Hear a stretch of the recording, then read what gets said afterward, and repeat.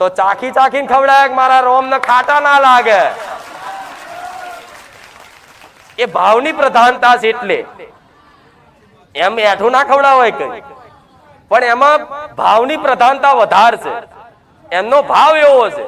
એટલે જો રોમે એઠા બોર ખાધા તે રીતે એઠું નહીં કરવાનું, પણ મતલબ કોઈ બી બન્યું છે ભોજન તો લાવ ચાખી લઈએ દાળ ચેવી બની, થોડું મીઠું ઓછું છે નાખી દઈએ.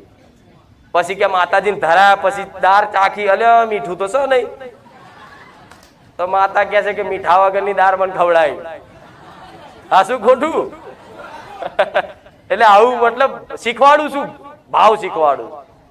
એટલે એ ભોજન બનાવી અને હોજે માતાજીને આગળ જાઓ ને, હોજ 7 વાગે 6 વાગે જે પ્રમાણ હોજનો સંધ્યાકાળ થાય ટાઈમે, એ ટાઈમે તમારી માતાજીની આરતી કરજો, સ્તુતિ વગાડજો, અને પ્રસાદ પેટે તમારા આજુબાજુ રહેતા હોય નાના નાના બાળ હોય એમને પ્રસાદ આપજો. જે બી ચોકલેટ લાવો, જે લાવો, અને જે બી ભોજન બનાવ્યું હોય એની પહેલી રોટલી કે પહેલું ભોજન થોડું ગાયનું કાઢી લેવાનું, અને ધરાયા પછી એ પ્રસાદ રૂપે તમારે ગ્રહણ કરવાનું. આ 9 દાડા જો પાલન રાખ્યું એને કૃપા કુળદેવીની વિશેષ ફળ છે, આવું વિશ્વાસ રાખજો. બરોબર શું કીધું? હા, હજુ કોઈને ડાયાબિટીસ થતો હોય, ચક્કર આવતા હોય તો એના માટે માતા કહીશ કે પરાણે નથી. હા, અમુક હોય છે એવા કે ડાયાબિટીસ હોય ફૂલ, અને કે મારીએ કીધું છે લાવો ઉપવાસ કરી અને ડાયાબિટીસ ઘટે, નોમ મારું દે. મારે તો એ ધ્યાન રાખવું પડે. હા, એવો ભાવ હોય તો ગોડા ડાયાબિટીસ ના થવા દઉં એ માતા. આ શું ખોટું? પણ અત્યારના નિયમ પ્રમાણે મારે બધું કહેવું પડે છે. આ શું ખોટું? એટલે આ દીકરા દીકરીને બધાને લાગુ પડે. અને ખાસ તન મન વચન થી પવિત્ર, એટલે મુખેથી ગારાય ના નીકળે એનું ધ્યાન રાખજો. એવા માણસો જો જોડે બેતા નહીં, જો તમે એનાથી ચીડ થતી હોય, એનાથી ઈર્ષા થતી હોય, એનાથી ઝેર આવતું હોય, એવા વ્યક્તિઓનું કદાચ કોઈ વિડીયો કોઈ સ્ટેટસ જોવાનું નહીં જેનાથી તમને ઈર્ષા પેદા થાય, મનમાં કદાચ એના પ્રત્યે વેર પેદા થાય, અને વાણીથી કદાચ મુખેથી કદાચ ગાર નીકળી જાય, એવું બધી વસ્તુ હું તો કહું મોબાઈલ દૂર રાખજો થોડો. એક દાડો તો એકાંત રહો, એક દાડો તો અન મેલો. હા, એવું નહીં કે હમું તો મેલ દઈએ, ચલો માતાજીનું વગાડીએ ભજન આતે એ હોભરતા હોય, રામધૂન હોભરતા હોય, માતાજીની આરતી સ્તુતિ હોભરતા હોય ને તો છૂટ છે બધા. મારું પ્રવચન જોતા છૂટ છે. સાચું ખોટું? શું કે પ્રવચન જોવો રોજ એટલે તો આટલી રાડો પાડું, નકર હું ગોડી છું. હું શું લે કોઈને શીખવાડું કશું? આ શું ખોટું? પણ તમે મને માં કીધી છે, મારા શરણે આવ્યા છો, મારી જવાબદારી. જો હું ઝીણી ઝીણી બાબતો શીખવાડું છું, આ વાતો કદાચ ચોય હોભરી નહીં હોય તમે આવી. બસ આ રીતે ઉપવાસ કરો 9 દાડા, અને 9મા દાડે કોઈના આઠમના નિવેદ હોય, કોઈના નોમ ના હોય, પણ આઠમના નિવેદ કરો, હળી મળીને કરો. કુટુંબ ભેગું હોય, કુટુંબમાં કકરાટ થતો હોય, તમારે ઇન્ટરેસ્ટ નહીં લેવાનો. કુટુંબમાં કોઈક મરી ગયું હોય ને ગમે તે થયું હોય, અને એવું લાગે કે આ વખતે આઠમ નહીં થાય, હવા મહિનો બંધ, તો ના, તમારે ઘેર છે ને તમારી માં નહીં ધોઈને ચોખ્ખા થઈ અને નિવેદ કરી દેજો, તમારી મહારાજ જમી લે છે. આ કોઈ દીકરીને કદાચ એવા દિવસો હોય કે ઉપવાસ કઈ રીતે માતાજી કરીએ, તો એનો ઉપાય બતાવું છું. તમે પૂજા પાઠ ના કરી શકો પણ ઉપવાસ તો કરી શકાય. તમે પૂજા પાઠ ના કરી શકો પણ રામ નામ તો જપી શકાય. લખો તો કદાચ ફોટા ને એવું બધું છે, પણ જપી શકાય. માળા ના લો, મનથી જપો, અને મનથી ના જપો તો તાર પેલું ઇલેક્ટ્રિક મળે એ જપો. એ ના હોય તો હાથના વેળા ગણો, રામ રામ રામ રામ રામ. બધા ઉપાય છે, કરવાનું તમારે. બરોબર? એટલે એવું કોમેન્ટો ના લખતા. માતાજી અમારા આવા દિવસો હોય તો શું ઉપવાસ થાય? તો અત્યારથી થાય, કરાય. આમ તો માતાજી કશું નડતું જ નહીં, પણ આવું કહીએ તો હમુદા બધા નિયમો છોડ દે. આમ તો મને મેરડી કશું નહીં નડતું. નડસ આ કેટલા દીકરા આલું છું નહીં જોતી? જો દર રવિવાર કેટલા દીકરા હોય, બધા લઈને જા 15 વર્ષે 12 વર્ષે નહીં આવતા, અને હરખ થી કે માં 12 વર્ષે આલ્યો, 7 વર્ષે આલ્યો, માં તારા પારે આ એ જ મહિનામાં હારા દાડા દેખાયા. નહીં આવતા બધા લઈ?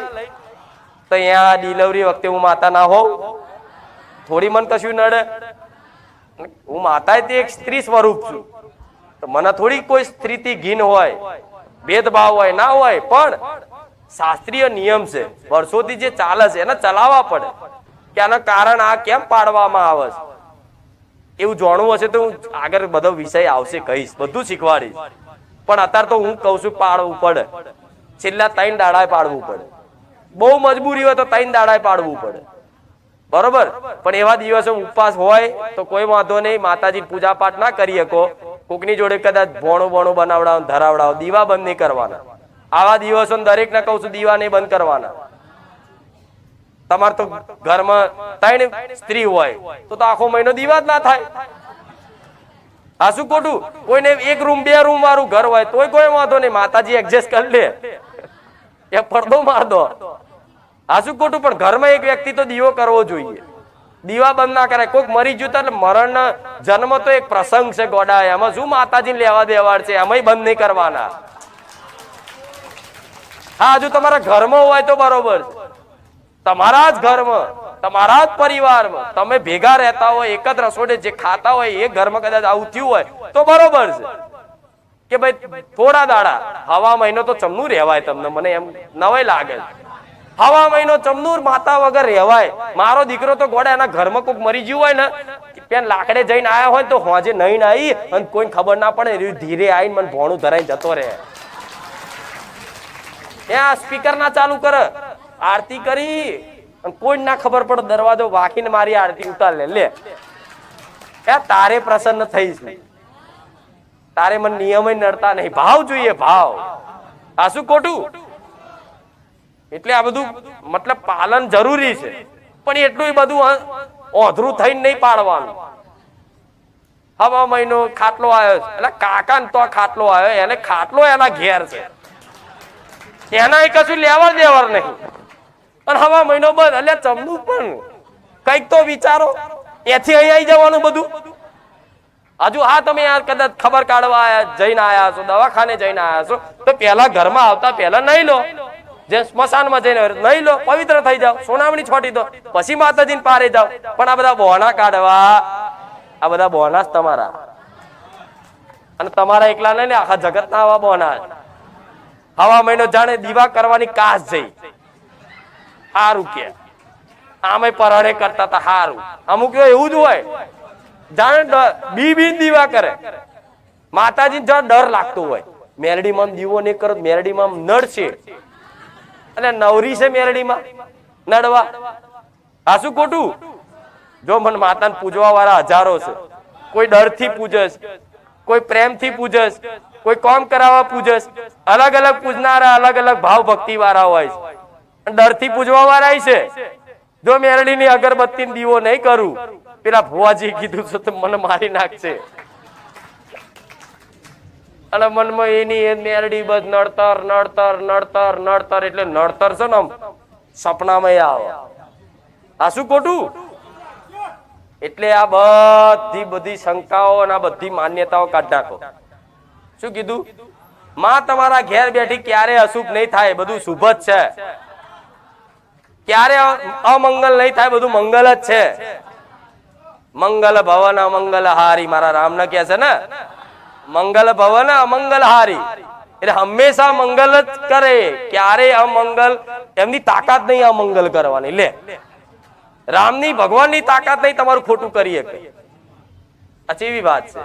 સમ કે એમના એ હૃદય જ નહીં કે કોઈ દુખી કરે, પણ ભગવાન કે માતાજી એક જ સમયની રાહ જોતા. જેમ તમે સમયની રાહ જોવો છો ને, એવી રીતે માતાજી ભગવાન સમયની રાહ જોતા હોય કે પૂરેપૂરો દુખી થઈ જાય, તૂટી જાય, બધા સંસારના આશ્રય છૂટી જાય, કોઈ આધાર ના રહે, કોઈ આશરો ના રહે.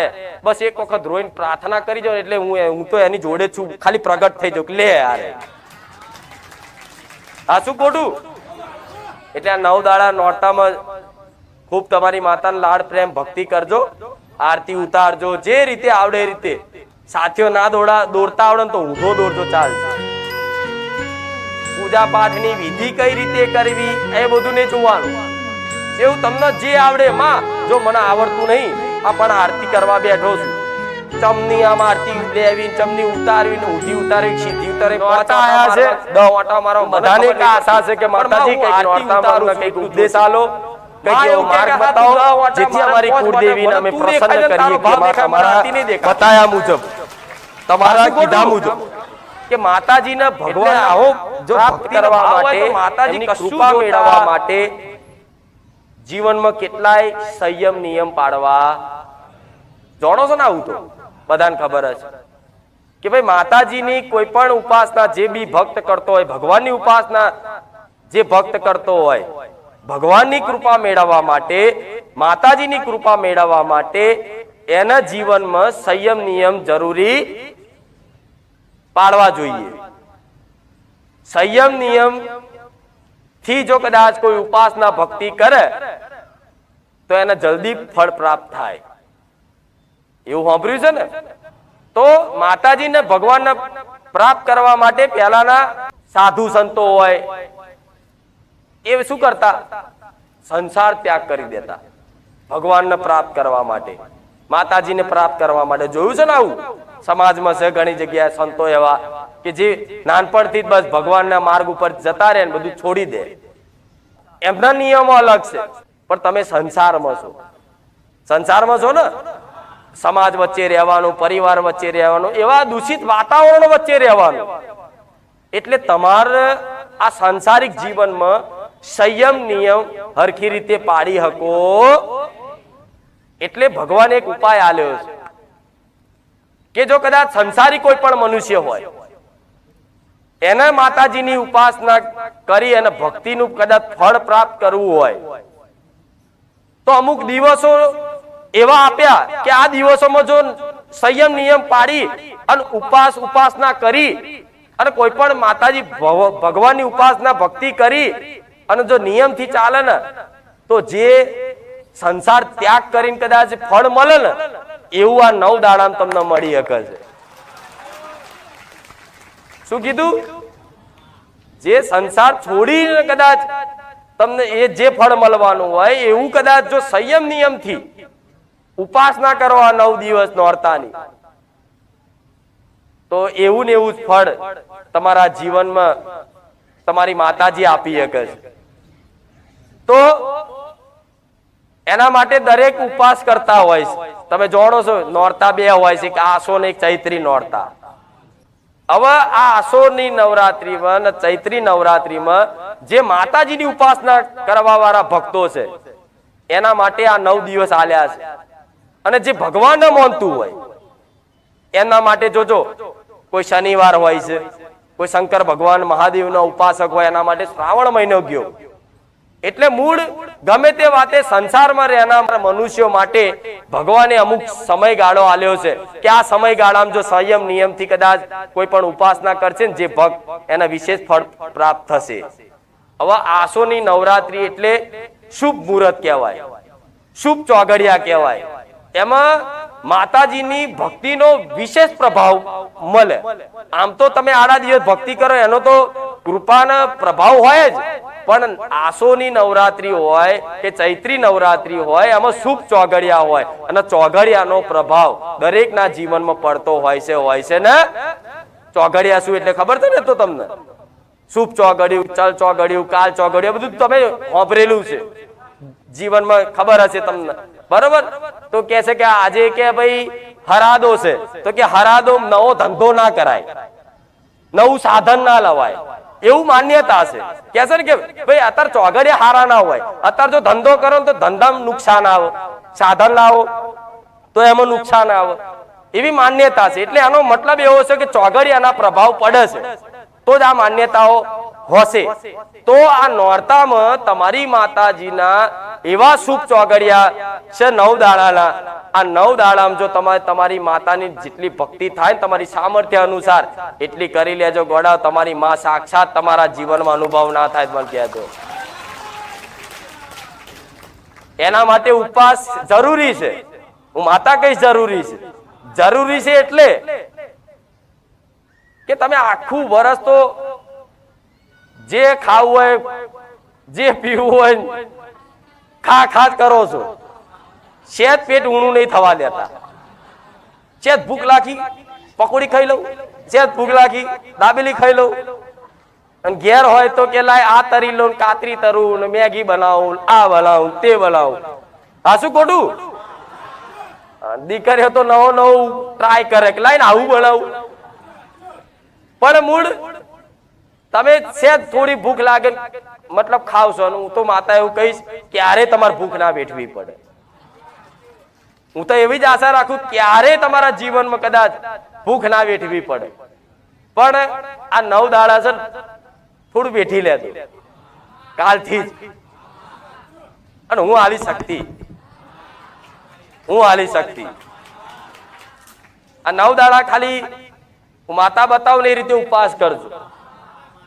એટલે ઉપવાસ નો અર્થ સમજાવું ફરી. ઉપવાસ એટલે તન મન વચન થી પવિત્ર રહેવું. ઉપવાસ એટલે બ્રહ્મચર્યનું પાલન કરવું, ઇન્દ્રિયોને વશમાં લાવી, વશમ કરવી. શું કીધું? સમજ પડે બધી વાત કહું છું. હા, આ 9 દાડા કદાચ આમ તો તમે કદાચ નહીં રાખી શકો, પણ 9 દાડા ઇન્દ્રિયો વશમાં રાખવી.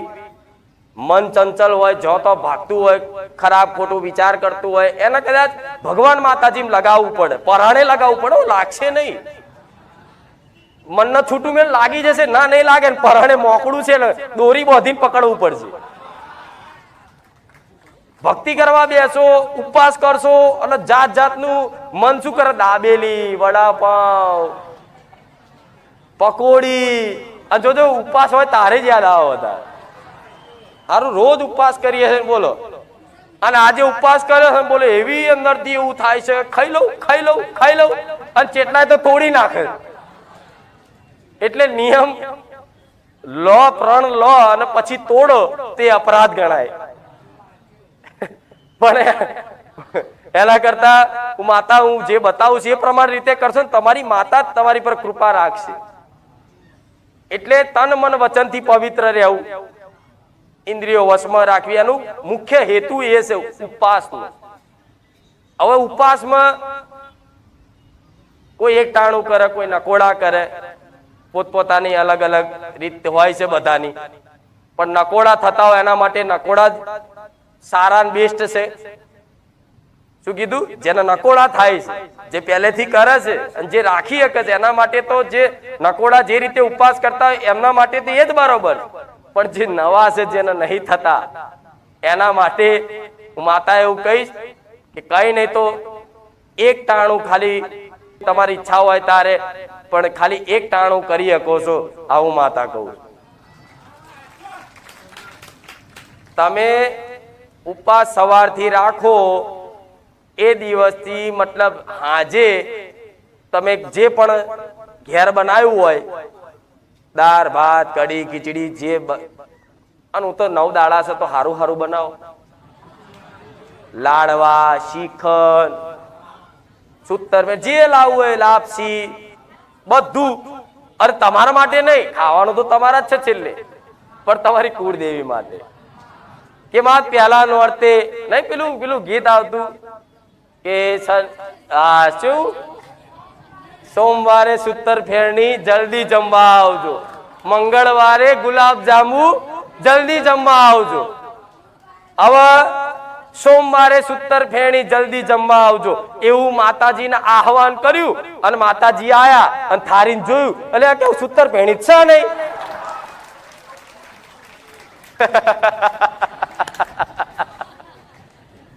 આ શું ખોટું? આમ તો માં ભાવની ભૂખી છે. હવે આવું કોઈ ખબર તો કે ના માતાજી તો ભાવના ભૂખ્યા છે, એનો તો ખાલી યાદ કરો. પણ હોવું તો જોઈએ થારી. એ ભાવ જ જમા છે તમારો.